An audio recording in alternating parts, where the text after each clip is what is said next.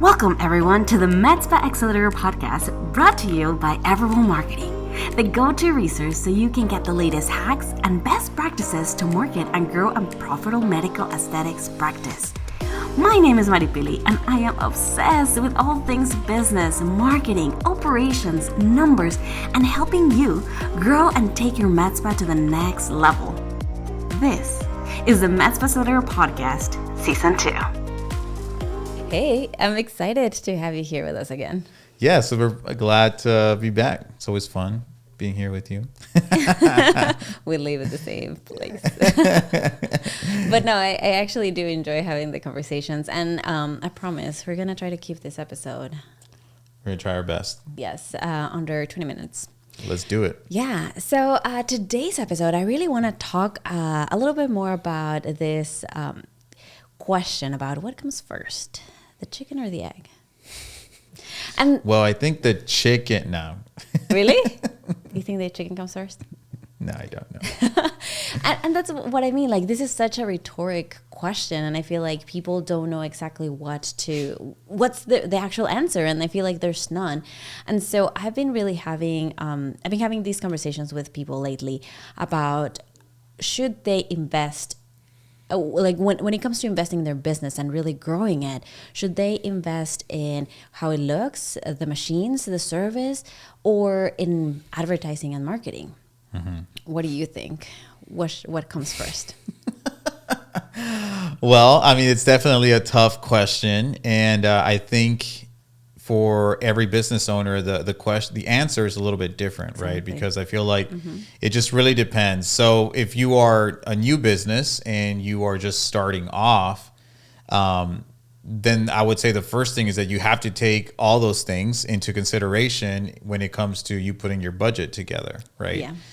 You know, I feel like from the clients that we worked with in the past and the conversations that we've had with potential clients, you know, it's something that kind of just comes a lot where like they maybe bought a machine or they invested very heavily into their space, into the services that they offer, but they didn't really take patient acquisition into consideration. Right. You know, and so they're kind of stuck in this place where, well, hey, I just put in all this money into these machines or these services, or inventory. And now they're kind of left in the place where like they don't have anything left over for marketing and advertising. So those are actually some of the conversations I'm having, and they are in different places of their business. Some people are barely starting. So I feel like it is good for them to understand that marketing and advertising can take their business to the next place. So I feel like you always have to, take it into consideration. Whether you're investing a little bit or more heavily. Because when you are investing in some of these machines, we know that Cool Sculpting, M-Sculpt, CryoSkin, like all of these come at a highly cost. And so you do have to have a patient acquisition system. So whether that machine is costing you like $100,000, you need to consider how much are you going to be spending to bring in people. Because if not, it wouldn't really make sense. Yeah, and so I think the first thing that you really have to like consider is being really realistic. You know, and I feel like everybody kind of falls into this trap when they're first starting a business. I know when I first started my my business, we thought we were going to be rich. We're like, oh yeah, we started a magazine. This was back in like 2011. I think for me it was like 2010. When I first started my first business, which was a local magazine. And we thought, man, we're going to sell all these advertising spots and we're going to be rich and it's going to be awesome. Well, yeah, I mean, it didn't quite go down like that. And I think when we first start a business and we kind of lack having a realistic view, just being realistic when it comes to like, how much is it going to cost to acquire a patient, right? And I feel like a lot of the times we're not even really trained to answer that question because, we think that like, okay, I might, 10 grand on advertising, that's on your business plan, right? Like, we're going to spend 20 grand on marketing or whatever. But one of the other things that you really have to like dive into the numbers is realistically, how much is it going to cost you to acquire a new patient, right? And so I feel like we talk about reverse engineering growth all the time and the numbers that you need to, keep in mind for your business.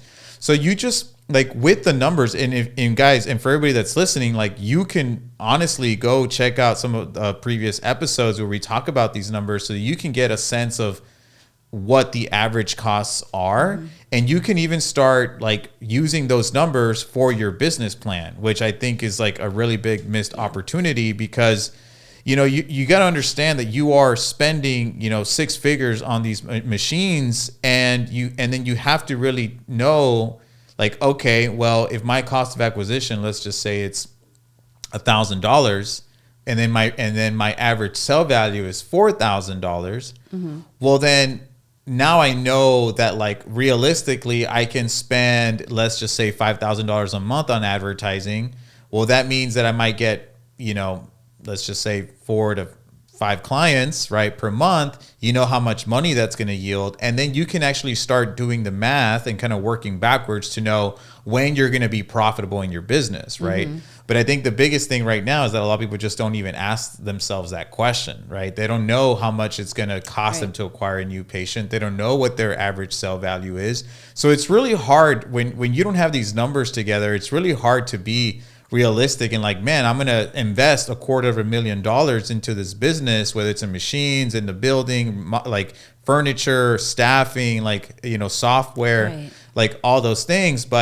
And then really making sure that you have the budget necessary to get the return that you want, right? And also being realistic in how fast you're going to get that return, right? And so I think that's one of the things, like if you're new in your business, if you're starting off, you're in the process of putting that plan together, don't neglect asking yourself the question of, okay, well, realistically speaking, what is, and you always want to plan worst case scenario, like worst case scenario cost of acquisition, let's just say $1,500.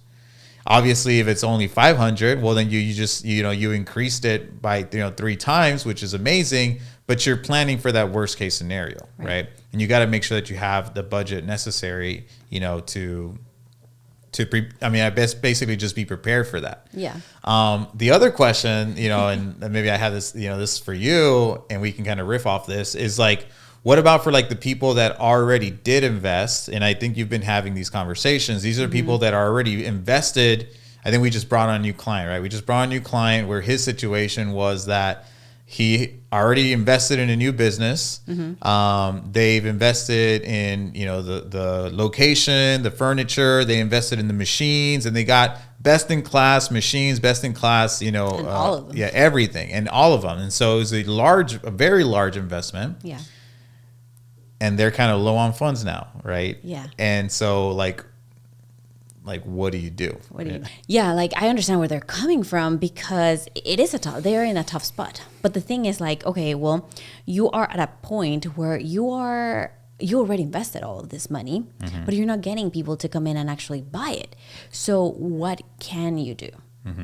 Like if should this be like a point in your business where you're like, okay, well, this is going to take another bit of investment, which I know may mean like another loan or something, but there has to be some sort of action that needs to be taken. And so, I mean, in our program, we do have several packages, right? Depending on where people are at in their business. So my recommendation at that moment was like, okay, let's use as much organic reach as you can for the beginning, but there needs to be some sort of strategy in there so that you can keep on growing. And so I think that at that point, and it is also really hard because there are so many other marketing companies out there, right? Yeah. But making sure that you find somewhere where you feel comfortable, where you feel like, okay, this is where my money is going to be best spent.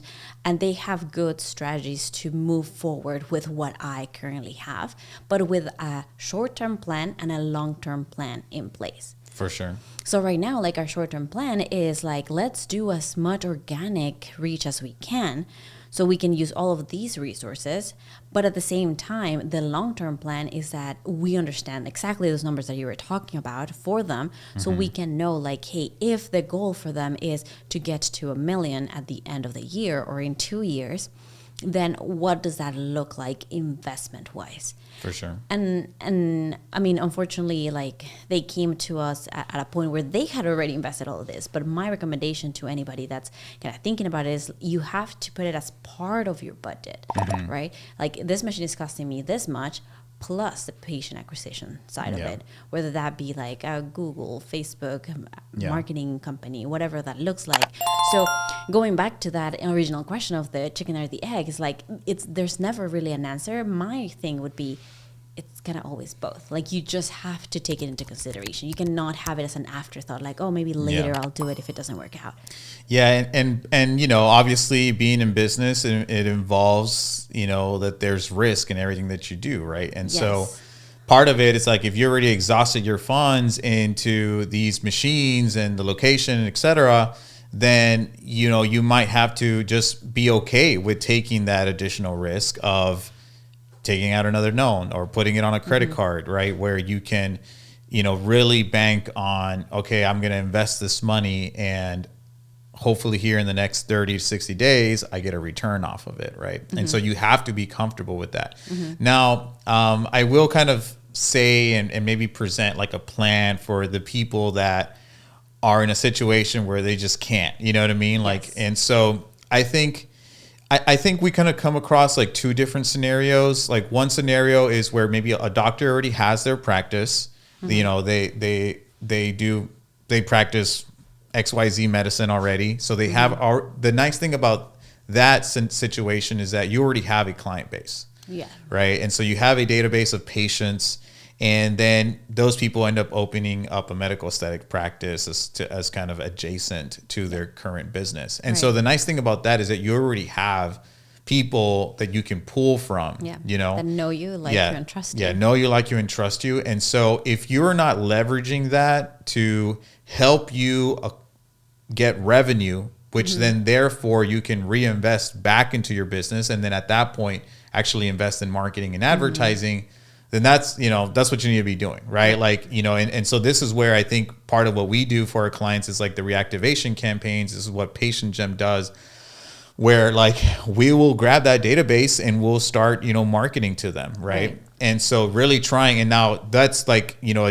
like certain internal marketing that you can be doing, but then also like, are you putting out flyers? Are you putting out, you know, like banners in your current location, already promoting that? And even when people come into your practice, are you verbally telling them the things that you are doing so that therefore you can build interest and then potentially get those people to come and work with you as well, you know, on this other side of the business. So that's for the people that like, you know, maybe you're a doctor, you already have a database and you can leverage that.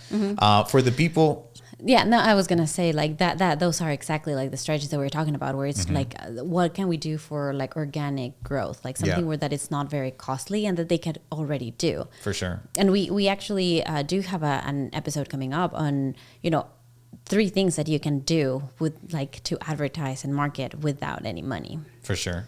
Yeah. Well, so definitely stay tuned for that. Right. And then I think for the other scenario, which is like, if you are, you know, maybe you're just a business owner, you're an entrepreneur, maybe you're a nurse or just an esthetician, and you are opening up your own business from scratch, then obviously you're going to benefit from already coming in mind that you need to be allocating money towards acquisition.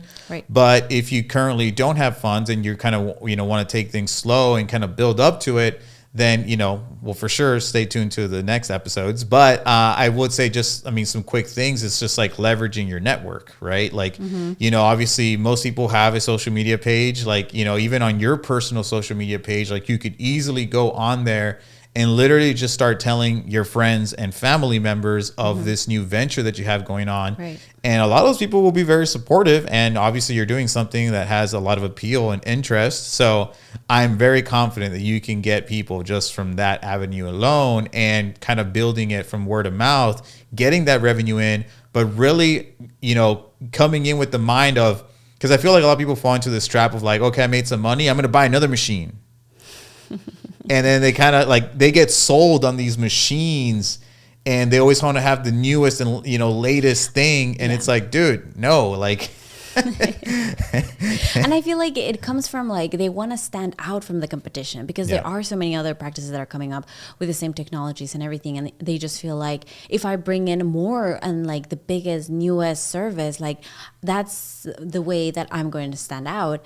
But at the end of the day, I feel like, I mean, if you're in a place to do that financially, then hey, go for it.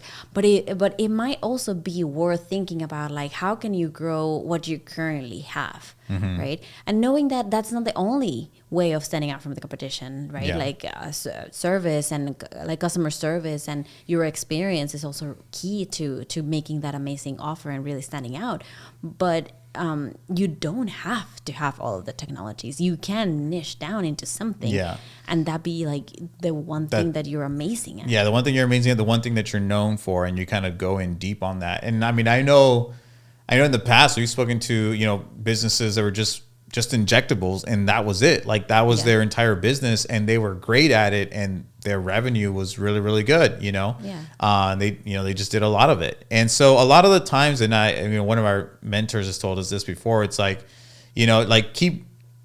You don't have to kind of like reinvent the wheel. It's like when something works, just continue to do more of it versus like trying to add a whole new service to your pipeline, because then that creates all this additional complexity into your business, right?